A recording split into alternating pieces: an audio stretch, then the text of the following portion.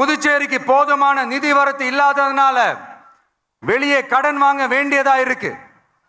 புதுச்சேரியோட கடனை குறைச்சு தற்சார்பு பொருளாதாரத்தை வளர்த்தெடுக்க திட்டங்கள் வகுக்கப்பட வேண்டும். மாநில அந்தஸ்து வாங்கினா மட்டும் போதாது இல்லையா, தொழில் வளர்ச்சியும் தேவையாச்சே. புதுச்சேரி தென்னிந்தியாவின் முன்னணி இண்டஸ்ட்ரியல் ஹப்பாக மாற்ற எல்லா முயற்சிகளும் எடுக்க வேண்டும். இந்திய அளவில் ரேஷன் கடைகளே இல்லாத மாநிலம் புதுச்சேரி தான். ஏழை எளிய மக்களுக்கு வாழ்வாதாரமே ரேஷன் கடைகள் தான்.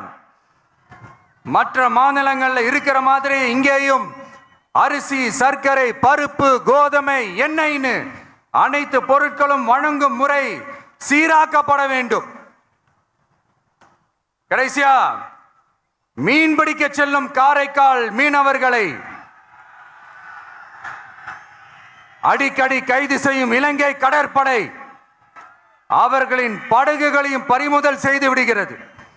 அதனால் நீண்ட போராட்டங்களுக்கு பிறகு அவர்கள் விடுவிக்கப்பட்டாலும் படகுகள் கிடைக்காததால் படு மோசமான நிலைக்கு தள்ளப்படுகின்றனர். இந்த நிலை மாற வேண்டும். நான் மறுபடியும் சொல்றேன், இந்த விஜய் புதுச்சேரி மக்களுக்காகவும் எப்பவும் துணை நிற்பான். வரப்போற புதுச்சேரி தேர்தல் களத்துல நம்மளுடைய தமிழக வெற்றி கழகத்தின் கொடி பட்டொளி வீசி பறக்கும். கான்பிடென்டா இருங்க, நல்லதே நடக்கும். வெற்றி நிச்சயம். மீண்டும் சந்திக்கும் வரை நன்றி, வணக்கம்.